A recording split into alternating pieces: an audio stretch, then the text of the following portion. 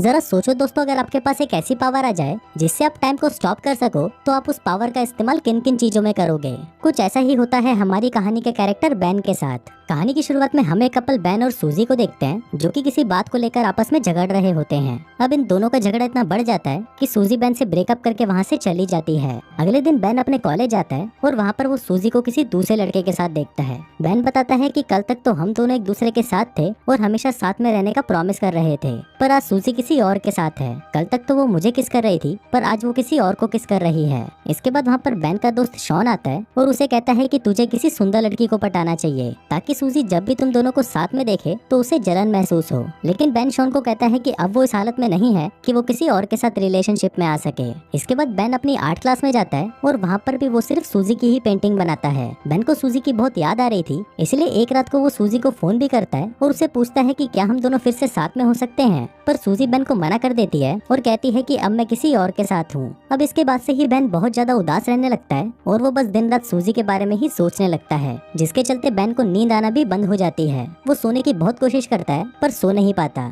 इसलिए बैन रात को बुक्स पढ़कर या टीवी देखकर ही अपना टाइम पास करता है। फिर एक रात को बैन कुछ सामान लेने के लिए ग्रोसरी स्टोर में जाता है और वहाँ पर वो एक नोटिस देखता है जिस पर लिखा था कि नाइट शिफ्ट पर काम करने के लिए यहाँ पर स्टाफ की जरूरत है। अब बैन को तो रात को नींद आती नहीं थी, इसलिए बैन सोचता है कि टाइम पास करने के लिए यहाँ पर काम करना ही सही रहेगा। फिर बैन उस स्टोर के मैनेजर के पास इंटरव्यू देने जाता है और मैनेजर उसे वहाँ पर काम करने के लिए सेलेक्ट कर लेता है। अगली रात से बैन उस स्टोर में काम करने लगता है। उस स्टोर में बैन के साथ एक लड़की भी काम करती थी जिसका नाम शैरन होता है। बैन देखता है कि शैरन जब भी स्टोर में लेट आती थी तो मैनेजर उसे अपने कैबिन में बुलाकर हरास करता था। इसके बाद बैन हमको बताता है कि यहाँ पर सुपरमार्केट में टाइम बहुत ही धीरे धीरे कटता है, इसलिए यहाँ पर काम करने वाले एम्प्लॉइज टाइम को जल्दी काटने के लिए अलग अलग तरीके अपनाते हैं। जैसे शैरन अपनी घड़ी पर टेप लगा देती है ताकि उसे टाइम का पता न चल सके और टाइम जल्दी बीत जाए। शैरन के अलावा स्टोर में दो और एम्प्लॉय भी काम करते हैं, जिनमें एक का नाम मैट और दूसरे का नाम बैरी होता है, और ये दोनों स्टोर में काफी उल्टी सीधी हरकतें करते रहते हैं और इसी तरह ही वो दोनों भी अपना टाइम पास करते हैं। अब यहाँ पर बैन के लिए भी टाइम पास करना बहुत मुश्किल हो गया था, इसलिए बैन के पास एक सुपर पावर आ जाती है। बैन टाइम को फ्रीज कर देता है, जिसके बाद वो सुपरमार्केट में आई सारी सुंदर लड़कियों के कपड़े उतारता है और उनकी ड्राइंग बनाने लगता है। बैन बताता है कि उसे दुनिया में सबसे ज्यादा सुंदर क्रिएशन लड़कियां ही लगती हैं, इसलिए वो सिर्फ लड़कियों की ही ड्राइंग बनाता है।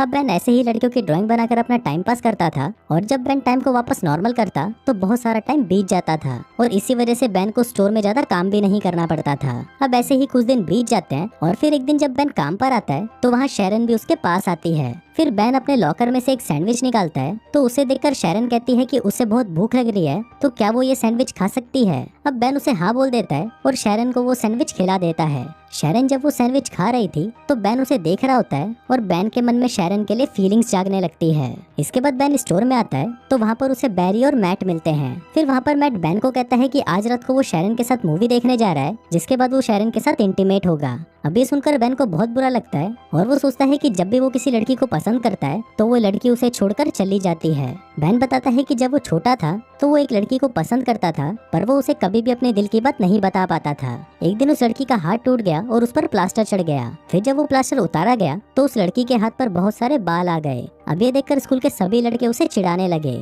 फिर एक दिन बैन उस लड़की के पास आता है और उसे कहता है कि तुम जैसी भी हो मुझे बहुत ही सुंदर लगती हो, क्या तुम मेरी गर्लफ्रेंड बनोगी। अब ये सुनकर वो लड़की खुश हो जाती है और उसे हाँ कर देती है। इसके बाद वो लड़की बैन को स्कूल के पीछे ले जाती है और उसे किस करने की कोशिश करती है, पर बैन उसे किस नहीं करता और उठकर वहाँ से चला जाता है। बैन उस लड़की को कहता है कि कल सेम टाइम पर इसी जगह पर आना, जिसके बाद हम दोनों किस करेंगे। अब अगले दिन बैन उसी टाइम पर स्कूल के पीछे आ जाता है, पर वो देखता है कि वो लड़की तो वहाँ पर नहीं आती। जिसके बाद अगले दिन उसे स्कूल में पता चलता है कि वो लड़की ने स्कूल छोड़ दिया है और वो हमेशा के लिए अंटार्कटिका शिफ्ट हो गई है। इसके बाद हम स्टोर मैनेजर को देखते हैं जो कि बैन और बाकी के एम्प्लॉइज को अपने पास बुलाता है और कहता है कि कल हमारा एक फुटबॉल मैच है। फिर अगली शाम सभी लोग मैच खेलने के लिए जाते हैं, लेकिन यहाँ पर बैन और उसकी टीम सही से मैच नहीं खेल पाते क्योंकि वहाँ पर किसी को भी फुटबॉल खेलना नहीं आता था।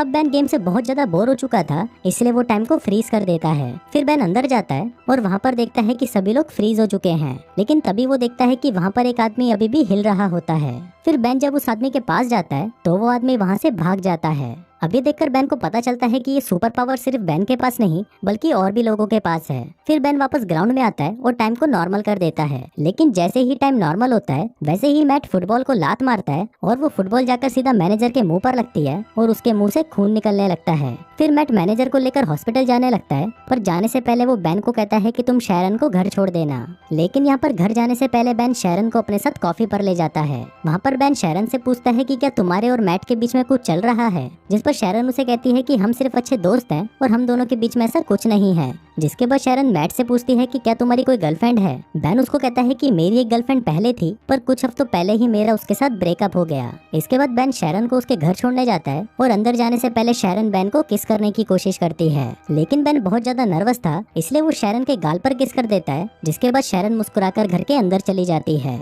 इसके बाद अगले दिन मैनेजर सभी लड़कों को अपने कैबिन में बुलाता है और उनको कहता है कि कुछ दिनों बाद मेरा बर्थडे है और उस दिन मैं एक पार्टी दे रहा हूँ, तो तुम सभी लोगों को उस पार्टी में आना होगा। फिर मैनेजर बेन को कुछ पैसे देता है और उसको कहता है कि तुम मेरे बर्थडे वाले दिन एक स्ट्रिपर का इंतजाम करो। इसके बाद बेन अपने दोस्त शॉन के पास आता है और उसे कहता है कि कुछ दिनों बाद उसके बॉस का बर्थडे है, तो उसे अपने बर्थडे पार्टी पर एक स्ट्रिपर चाहिए। अब शॉन बेन को एक बार में ले जाता है और उसे वहाँ पर एक स्ट्रिपर से मिलाता है, लेकिन वो उन दोनों से कहती है कि उसके पास तो बिल्कुल भी टाइम नहीं है, लेकिन उसकी एक दोस्त है जो हाल फिलहाल में फ्री है, इसलिए वो बर्थडे पार्टी वाले दिन उसे भेज देगी। फिर अगले दिन बेन स्टोर में वापस टाइम को फ्रीज कर देता है, लेकिन इस बार वो सिर्फ शैरन की ही पेंटिंग बनाता है। फिर कुछ देर बाद शैरन बेन के पास आती है और उससे कहती है कि क्या तुम मेरे साथ मैनेजर की पार्टी में चलोगे। बेन उसे हाँ बोल देता है, जिसके बाद शैरन बेन को किस करती है और वहाँ से चली जाती है। अब जब से शैरन ने बेन को किस किया था उसके बाद से ही बेन को रात में बहुत अच्छी नींद आने लगती है। फिर अगले दिन मैट और बैरी बेन को फोन करके उसके साथ एक प्रैंक करते हैं। मैट बेन को कहता है कि वो एक आर्ट गैलरी से बोल रहा है और उसे बेन की ड्राइंग्स बहुत ज्यादा पसंद आई है,